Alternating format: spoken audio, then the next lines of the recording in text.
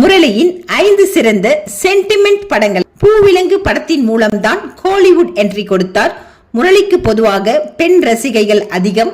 அதற்கு காரணம் அவர் ஏற்று நடித்த கதாபாத்திரங்கள் எனலாம். ஒருதலை காதலில் உருகும் காதலனாக, பாசத்தில் மிளிரும் சகோதரனாக திரையில் வாழ்ந்து வந்தார் என்றே சொல்லலாம்.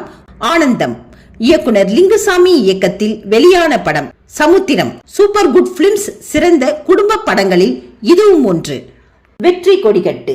வெற்றி கொடிகட்டு படத்தில் வெளிநாட்டில் வேலை செய்ய பணம் கட்டி ஏமாந்து போகும் சாதாரண குடும்பத்தை சேர்ந்த இளைஞனாக முரளி நடித்திருந்தார். பொற்காலம். பொற்காலம் முரளியின் சினிமா வாழ்க்கையில் முக்கியமான திரைப்படமாகும். இந்த படத்தில் முரளி மண்பானை செய்ய குயவனாக நடித்தார்.